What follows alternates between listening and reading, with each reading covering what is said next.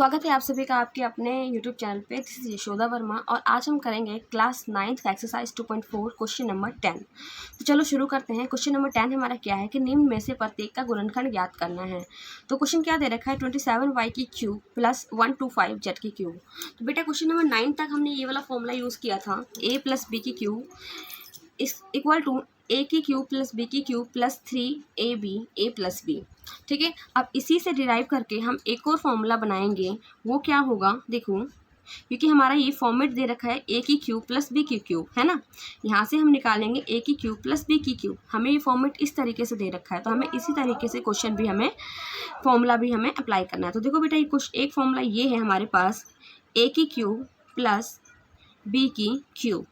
तो इसको कैसे हम लिख सकते हैं, a प्लस बी ए की square minus A B plus B की स्क्वायर। ठीक है, ये फॉर्मूला आप एक देख सकते हैं आप। ठीक है, ए की क्यूब प्लस बी की cube equals to A plus B bracket बंद ब्रैकेट ओपन ए की square minus A B plus B की स्क्वायर। ठीक, यहाँ तो कोई दिक्कत। चलो तो देखो बेटा, यहाँ से हम अगर देखेंगे क्या आ जाएगा, आप बताओ। यहाँ से 27 को हम किस तरह से लिख सकते हैं बताओ। अगर हम देखेंगे तो 27 को हम 3, यहाँ हम पहले 27 वाई की क्यूब प्लस 125 जेड की क्यूब लिख लेते हैं। अब आप बताओ कि ऐसा क्या लिखें कि जो ये हमें ये आ जाए। उसी तरह से प्लस इसमें हम ऐसा क्या लिखें जो पावर में क्यूब आ जाए, जैसे ए की क्यूब बी की क्यूब। तो आप देखोगे यहाँ से हम 3y लिख सकते हैं। 3 3 जा 9 और 9 3 जा 27, 3 3 9 9 3 27 y की क्यूब। ठीक, उसी तरह से अगर यहाँ देखोगे तो 25 25 25 25 125, तो 25 जेड की क्यूब, है ना। तो यहाँ से अगर आप देखोगे तो हमारे पास क्या आ गया बेटा, हाँ क्या आ गया, 3y की क्यूब प्लस 5 जेड की क्यूब।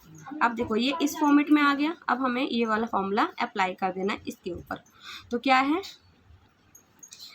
a प्लस बी, तो a की वैल्यू 3y प्लस b की वैल्यू 5z ब्रैकेट ओपन, फिर क्या है a की स्क्वायर मतलब 3y की स्क्वायर माइनस a 3y और b की वैल्यू 5z प्लस b की स्क्वायर मतलब 5z की स्क्वायर। यहाँ तो कोई दिक्कत बेटा। देखो क्या है, a की square minus a 3y multiply b 5z plus b की स्क्वायर 5z की स्क्वायर। यहाँ था a प्लस बी, तो a प्लस बी। ठीक है, चलो सॉल्व करते हैं।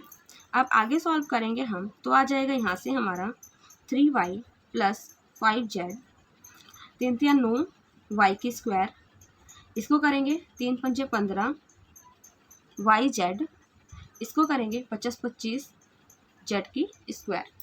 ठीक है, यहाँ तक कोई दिक्कत। अब देखो ये हमारा जो है, हमें क्या बोला था क्वेश्चन में, गुणनखंड करना, और हमारे पास ये गुणनखंड आ गया है। तो यही हमारा हो गया आंसर। ठीक है, आते हैं नेक्स्ट पार्ट पे। हमारा नेक्स्ट पार्ट क्या कहता है, 64 m की क्यूब माइनस 343 n की क्यूब।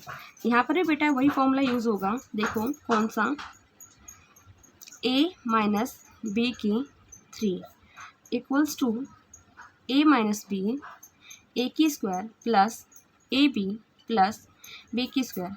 आप सभी को क्या करना है, ये फॉर्मूले को अच्छे से याद करना है। ठीक है, अब आप देखोगे तो हमारे पास क्या है क्वेश्चन, 64 m की क्यूब माइनस 343 n की क्यूब। अब बताओ बेटा, इसको हम क्या ऐसा लिखें जो इस फॉर्मेट में आ जाए, a की क्यूब और ये b की क्यूब। तो 64 को हम क्या लिख सकते हैं, 4m, क्योंकि एक m है, और 4 चौक 16 16 चौका 64। उसी तरीके से इसको हम लिख सकते हैं 7n की क्यूब। ठीक, अब हमारे पास क्या हुआ, ये आ गया, है ना। अब हमारे पास ये आ गया। अब a की वैल्यू और b की वैल्यू आ गई। अब हमें क्या करना है, इस फॉर्मूले को अप्लाई करना है। तो फॉर्मूला क्या है, a माइनस बी ए की square plus A B plus B की स्क्वायर, है ना। चलो ए की वैल्यू ए पुट करना है, यहाँ क्या है a माइनस बी, तो a हमारे पास आ गया 4m, b की वैल्यू आ गई 7m, ठीक। और ब्रैकेट ओपन, फिर a की स्क्वायर मतलब 4m की square plus A B 4m multiply b हमारा 7n हो गया, प्लस b की स्क्वायर मतलब कि 7n की स्क्वायर, ठीक है। अब देखो ये आ जाएगा 4m माइनस 7n, ब्रैकेट खोलेंगे, यहाँ आ जाएगा हमारा 4 चौक 16 m की स्क्वायर प्लस 7 चौक 28 mn प्लस 7 7 49 n की स्क्वायर, ठीक है। तो ये हमारा हो गया 16 m की square plus 28 mn plus 49 n की स्क्वायर, ठीक है। तो ये हमारे हो गए आंसर, ठीक। अगर वीडियो पसंद आई हो तो वीडियो को लाइक करें, चैनल को सब्सक्राइब करें और ज़्यादा से ज़्यादा लोगों को शेयर करें। Thanks for watching my video.